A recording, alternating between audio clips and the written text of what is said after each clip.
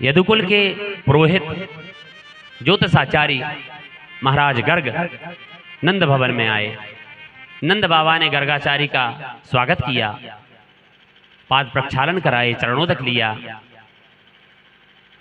और भीतर जाकर के कहने लगे कि देवी अच्छे सुंदर पकवान बनाइए महाराज के लिए। यदुकुल के आचार्य बहुत बड़े ज्ञाता हैं ज्योतिष के। माताओं के मन में उत्साह रहता है, जानना चाहती हैं कि हमारा बेटा आगे चलकर क्या करेगा, क्या बनेगा। नंद बाबा से कहने लगे कि बाबा एक काम करते हैं, यदि ये ज्योतिषाचार्य हैं, ज्योतिष को जानने वाले हैं, तो हमारे बच्चों का भाग्य भी हम दिखा लेते हैं। ले जाकर के दोनों बच्चों को पहुंची हैं माताएं, कहने लगें कि बाबा जी हमारे बच्चों का भाग्य भी बताइए। बाबा जी ने कहा बेटे का नाम क्या है? अब नाम तो अभी तक कुछ रखा ही नहीं था मैया ने, ना नंद बाबा ने, लेकिन बसदेव जी चाहते थे कि हमारे बच्चों के जितने भी संस्कार हैं समय के साथ हों, क्योंकि संस्कार प्रदान करना प्रत्येक माता पिता का कर्तव्य होता है। हमारे बच्चों को यदि हमें संस्कारवान बनाना है तो संस्कार तो हमें स्वयं ही प्रदान करना होगा। और आज के बच्चे पढ़ाने से नहीं सीखते, आपके स्वयं के आचरणों से सीखेंगे। यदि आप पूजन पाठ करेंगे तो आपका बच्चा भी पूजन पाठ करने के लिए पहुंच जाएगा, धीरे से बाजू में खड़ा होकर के गरुड़ घंटी बजाना शुरू कर देगा। और यदि आप अपने दूसरे कार्य में लगे रहें और बच्चे से कहें कि बेटा पूजन करो, तो आपका बेटा पूजन करने वाला नहीं है। ये संस्कार तो आपको स्वयं प्रदान करने होंगे। नामकरण संस्कार हुआ है, जब माताओं ने कहा कि बाबा हमारे बेटों का तो कोई नाम हमने रखा ही नहीं, आप ही इनका नाम रख दीजिए। नंद बाबा ने कहा था कि बहुत बड़े ज्योतिषी हैं गर्गाचार्य। यशोदा मैया ने विचार किया गर्गाचार्य की परीक्षा लेनी चाहिए, तो रोहिणी मैया के लाला को यशोदा मैया ने अपनी गोद में रख लिया और अपने लाला को रोहिणी मैया की गोद में जाकर के पहुंची हैं। गर्गाचार्य को प्रणाम किया है, गौशाला में बैठ करके नामकरण कर रहे थे गर्गाचार्य, क्योंकि इनको भय था कि कंस को यदि पता लग गया कि गर्गाचार्य ने नामकरण किया है और गर्गाचार्य यदुकुल के आचार्य हैं, तो कंस समझ जाएगा कि ये बच्चे नंद बाबा के नहीं है, देव की वसुदेव के हैं। तो चुपचाप गौशाला में नामकरण संस्कार किया है। और जैसे ही यशोदा मैया ने गोद में लिए हुए अपने बालक के भविष्य के बारे में पूछा, नामकरण पूछा, महाराज इसका नाम क्या रखेंगे, तो नेत्र बंद किए हैं गर्गाचार्य ने और नेत्र खोल करके कहने लगे, अयम ही रोहिणी पुत्रो रमयन सुहृदो गणै। हे देवी आपकी गोद में जो बेटा है, अयम ही रोहिणी पुत्रो, यह तो रोहिणी का पुत्र है और यह सबको आनंद प्रदान करने वाला होगा, इसलिए इसका नाम राम होगा। राम का अर्थ होता है आनंद स्वरूप और आनंद प्रदान करने वाला। बल्कि अधिकता के कारण इनका नाम एक बल होगा और बल और राम मिलकर के इनका सुंदर नाम हो जाएगा बलराम। बोलिए बलराम भगवान की जय। पहले जो नामकरण होता था वह होता था बच्चों के गुणों के आधार पर, यथा नाम तथा गुणा।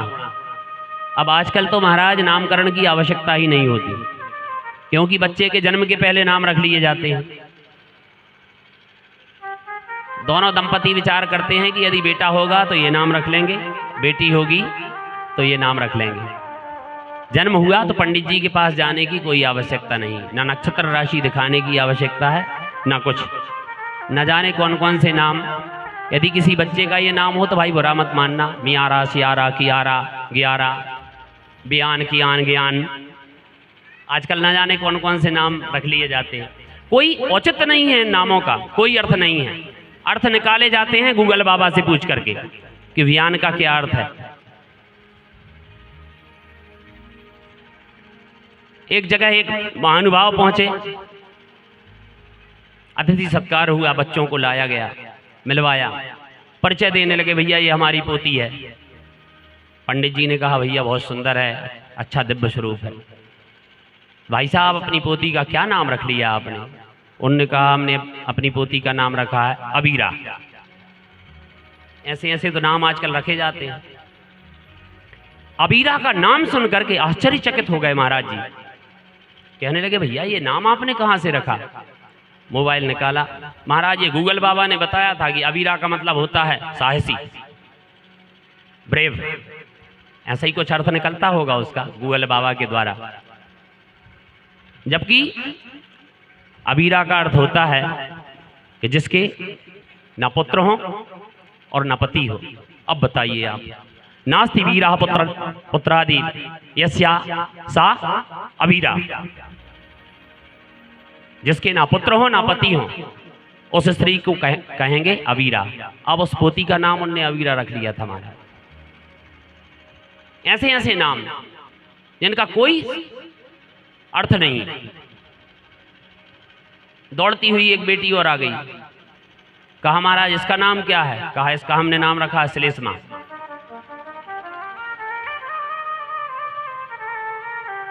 श्लेष्मा का नाम सुनकर के महाराज जी और आश्चर्यचकित हो गए। कहने लगे भैया आपके गूगल बाबा से ये और पूछ लो कि श्लेष्मा का अर्थ क्या होता है। अब गूगल बाबा ने कहीं बता दिया होगा श्लेष्मा का अर्थ होता है मां की प्यारी। पंडित जी ने कहा भैया श्लेष्मा का वास्तविक अर्थ होता है नाक से निकलने वाला कचड़ा।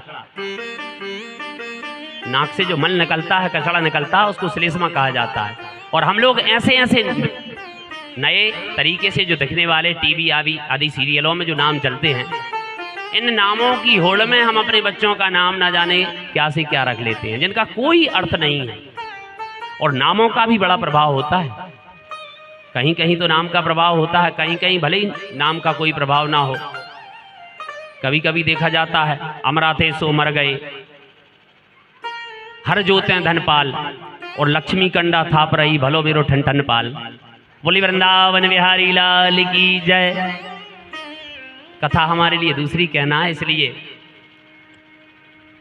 तो नाम हमें सार्थक रखना चाहिए। सार्थक नाम गर्गाचारी ने रखे, बल्कि अधिकता और संसार को आनंद प्रदान करने वाले इस बालक का नाम बलराम होगा। और जैसे ही हमारे श्याम सुंदर के नाम रखने का समय आया, महाराज गर्गाचारी ने नेत्र बंद किए और बहुत देर तक तो नेत्र खोले ही नहीं। यशोदा मैया तो बेचारी घबरा गई। वृद्धावस्था तो थी ही, वृद्धावस्था में बच्चे का आनंद प्राप्त हुआ था। रोहिणी से इशारे में कहने लगी कहीं बाबा को कुछ हो तो नहीं गया। धक्का देकर के निवेदन किया कि महाराज हमारे दूसरे बेटे का नामकरण और कर दो। फिर जैसे ही समाधि खुली गर्गाचारी की और कहने लगे कि हे देवी इनका क्या नामकरण करूं? बहूनि संति नामानि रूपाणी च सुतस्य। नेत्र भर आए गर्गाचारी के। कहने लगे देवी इनके नाम अनेक अनूपा,